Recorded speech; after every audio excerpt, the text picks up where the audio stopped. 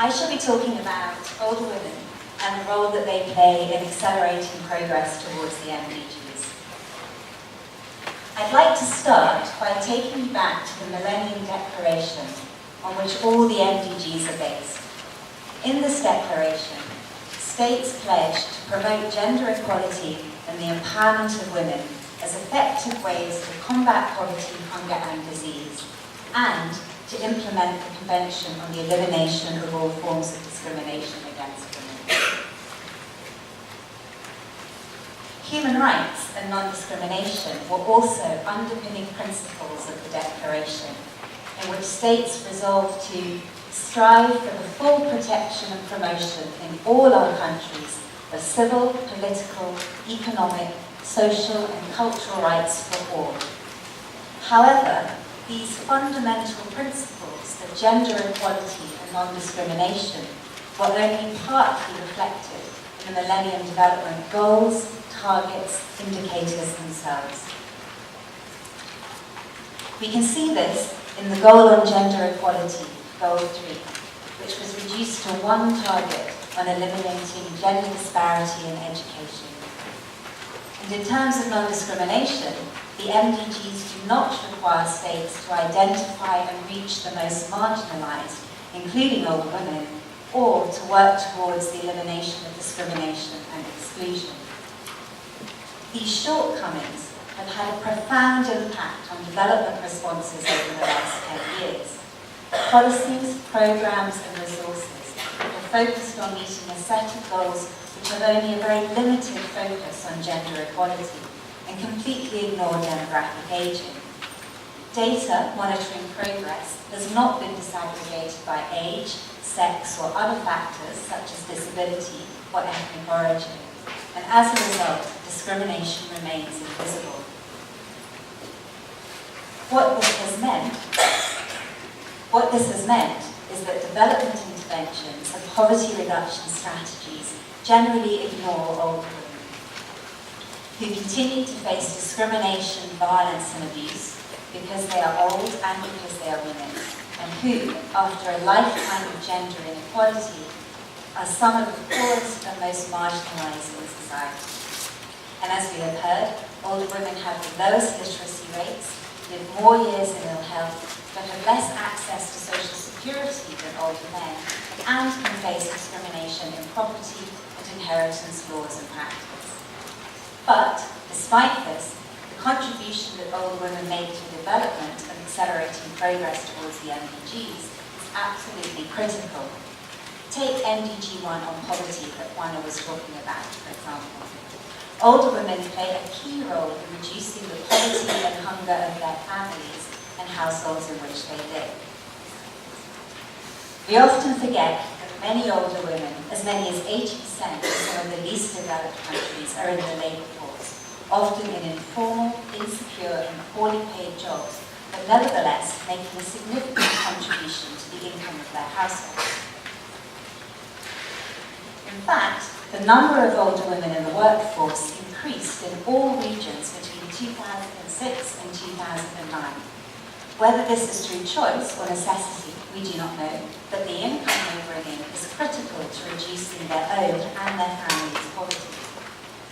And when older women's rights are realised and their efforts supported, this contribution is greatly enhanced. For example, when older women receive a pension, they often spend it on food, thereby reducing hunger and improving nutrition. In South Africa, for example, research has shown that in a household with an older woman receiving a pension, girls were 3 to 4 centimetres taller than girls living in a household without a pension. We also know that older women play a vital role in ensuring that young children in their care, particularly girls, get a primary education, thereby contributing to both MDGs 2 and 3.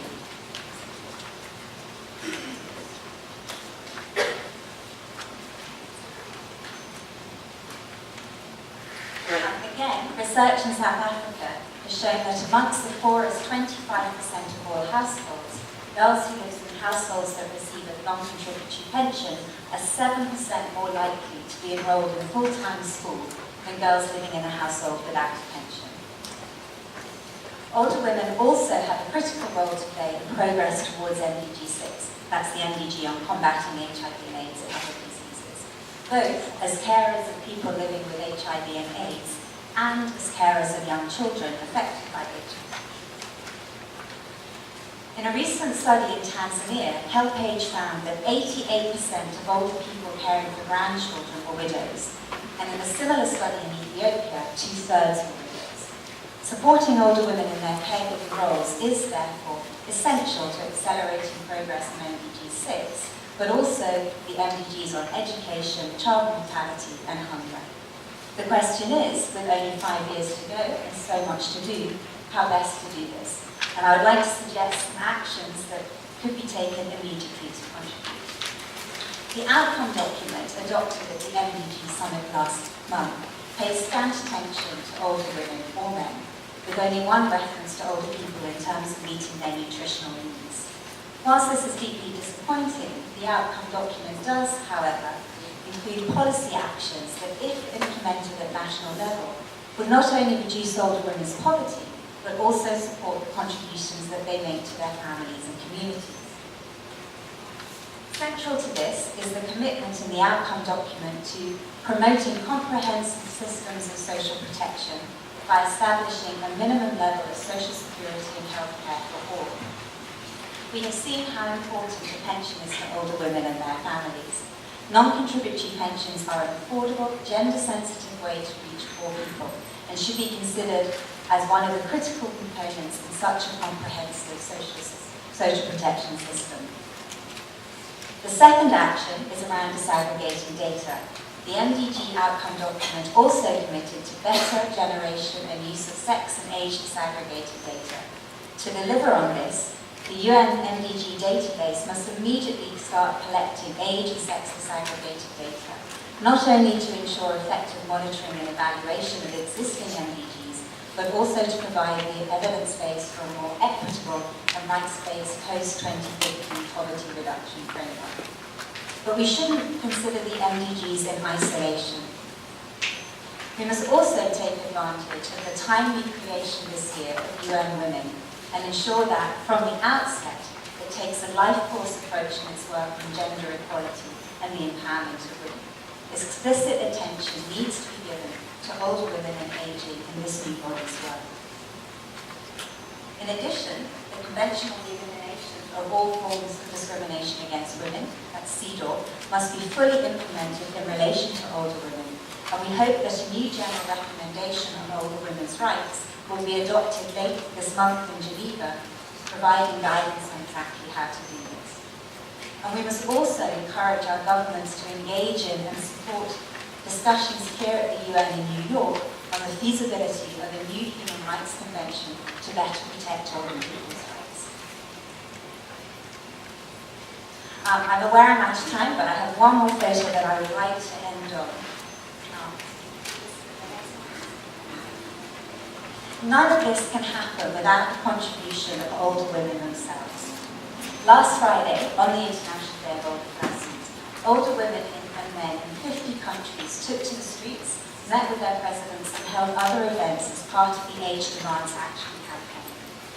Among them were 700 older women and men in Haiti, and I know that many of you gave very generously to the appeal in response to the earthquake there. This is a photo of them singing in a church before they marched to the Interim Commission for the Reconstruction of Haiti, where they demanded increased support for the children orphaned by the earthquake, many of whom are now being looked after by the older women themselves. And with that, I would like to thank you.